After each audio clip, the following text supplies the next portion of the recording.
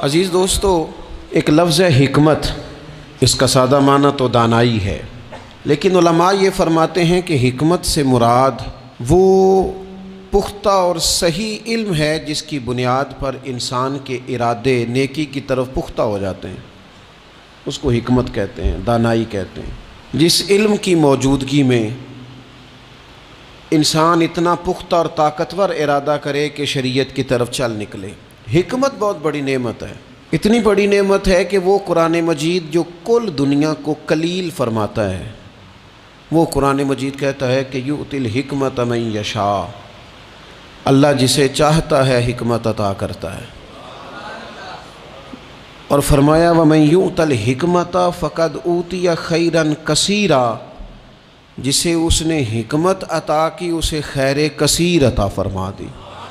جو دانا لوگ ہیں، جو حکمت والے لوگ ہیں، جن کا علم پختہ ہے، جنہوں نے کتاب و سنت کو پورا پڑھ کے پھر نظریات کو اتنا پکا کر لیا ہے کہ انہیں اللہ نے انشراح صدر عطا فرمایا ہے، اور ان کی جو گفتگو ہے، ان کا جو لہجہ ہے، ان کا جو انداز ہے، وہ اس طرح کا نہیں ہے کہ وہ کوئی بات انہوں نے سنی ہے تو وہ کانوں کے کچے ہیں تو اسی جذباتی بات کو لے کے وہ آگے نکل کھڑے ہوئے ہیں، بلکہ انہوں نے اچھی طرح دودھ رڑکا ہے،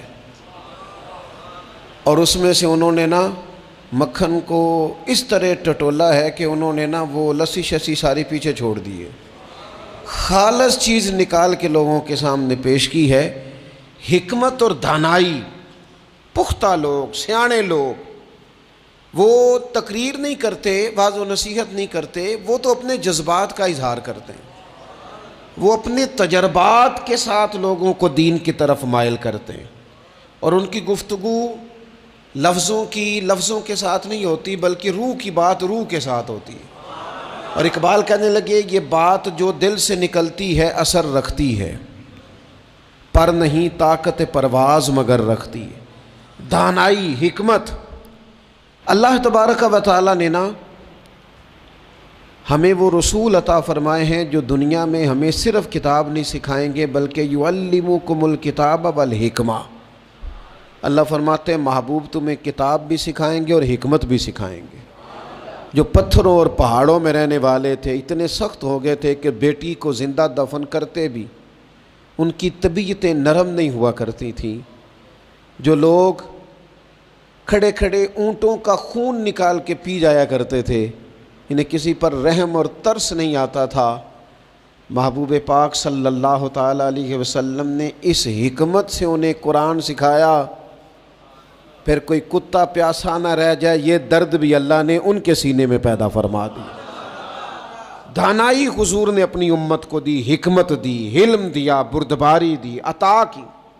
آج ہمارا یہ مسئلہ ہے کہ بہت سارے لوگ ایسے ہیں جو بعض چیزوں کا فہم بھی رکھ لیتے ہیں، علم بھی حاصل کر لیتے ہیں، وہ کسی جگہ سے کچھ معلومات بھی حاصل کر لیتے ہیں، کچھ تھوڑا بہت پڑھنا لکھنا جان جاتے ہیں، لیکن دانائی نہیں سمجھتے۔ علم بغیر حکمت کے نفع نہیں دیتا، معلومات بغیر دانائی کے کسی کا بھلا نہیں کر سکتی۔ آپ کے پاس الفاظ کا ذخیرہ تو ہے، لیکن وہ الفاظ اتنا اثر نہیں رکھتے کہ کسی کے دل تک جا سکیں۔ وہ دل تک جانے کے لیے بتانے والے کا صاحب دل ہونا بڑا ضروری ہوتا ہے۔ حکمت، دانائی رسول پاک علیہ الصلاۃ والسلام نے عطا کی، اور پھر یہ دانائی حضور نے اپنے ہر صحابی کو عطا کر کے اس طرح کا بنا دیا کہ فرمایا صحابی کا نجوم، میں نے ان سب کو آسمان ہدایت کا ستارہ بنا دیا ہے۔ لیکن مولا کائنات، شیر خدا، علی المرتضیٰ، حیدر کرار، فاتح خیبر، امیر المومنین، خلیفۃ المسلمین، حضرت مولا علی شیر خدا رضی اللہ تعالیٰ عنہ کو وہ علم ملا، وہ خزانہ ملا۔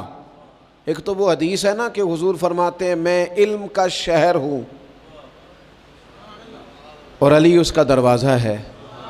اور ایک ترمذی میں حدیث یوں بھی موجود ہے، حضور فرماتے ہیں میں حکمت کا گھر ہوں، وہاں شہر کہا، یہاں گھر کہا، فرمایا میں حکمت کا گھر ہوں، علی اس کا دروازہ ہے۔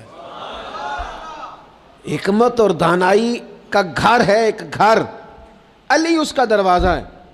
نبی اکرم نور مجسم شفیع معظم صلی اللہ تعالیٰ علیہ وآلہ وسلم کے علوم سے جو حصہ حضرت مولا علی شیر خدا کرم اللہ تعالیٰ وجہہ الکریم نے حاصل کیا، صحابہ فرماتے ہیں 70 کے قریب وصیتیں کی ہیں نبی پاک نے مولا علی شیر خدا کو، اور وہ ایسی خاص باتیں ہیں جو صرف مولا علی جانتے ہیں، انہی کا خاصہ ہے جو رسول پاک نے ان کے ساتھ فرمائی ہیں، وہ انہی کا خاصہ ہے۔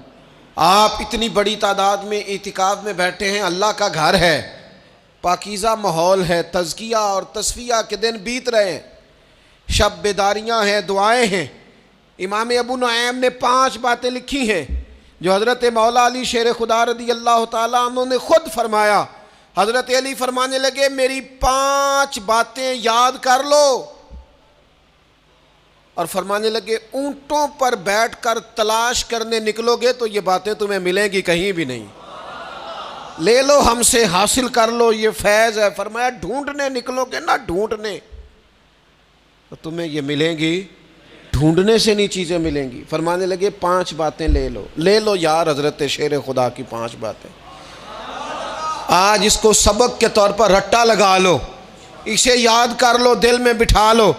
شیر خدا کی 5 باتیں، علم و حکمت کا نچوڑ، نبی پاک صلی اللہ تعالیٰ علیہ وسلم سے لیا ہوا فیض، وہ حضور کی امت کو بانٹتے ہیں، اپنے سے محبت کرنے والوں کو عطا کرتے ہیں۔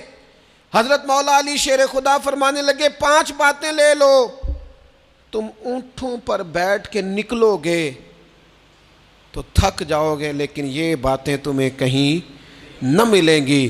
حضرت علی باتیں بیان کرتے ہیں، فرماتے ہیں پہلی بات یہ یاد رکھنا، بندے کو امید صرف اپنے رب سے رکھنی چاہیے۔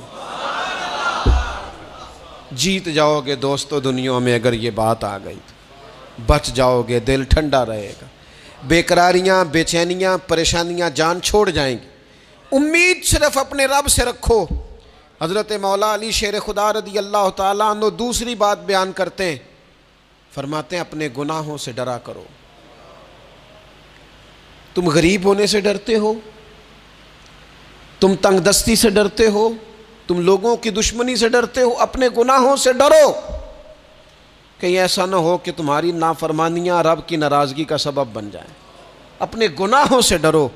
اور تیسرا مولا علی شیر خدا رضی اللہ تعالیٰ عنہ فرماتے ہیں اگر تم جاہل ہو نا، تمہیں پتہ نہیں، تو علم کے بارے میں سوال کرنے سے کبھی نہ شرمانا، پوچھ لینا فائدہ ہوگا، کسی سے بات کر لینا فائدہ ہوگا، کسی سے سیکھ لینا نفع ہو جائے گا، کسی کو مان لینا اپنا استاد، زندگی بھر سمجھدار ہو جاؤ گے، فیض یاب ہو جاؤ گے۔ اور حضرت علی شیر خدا چوتھی بات ارشاد فرماتے ہیں یہ علماء کے لیے، فرمایا اگر عالم کو کسی مسئلے کا علم نہ ہو تو غلط بات نہ بتائے بلکہ کہہ دے واللہ اعلم، اللہ بہتر جانتا ہے۔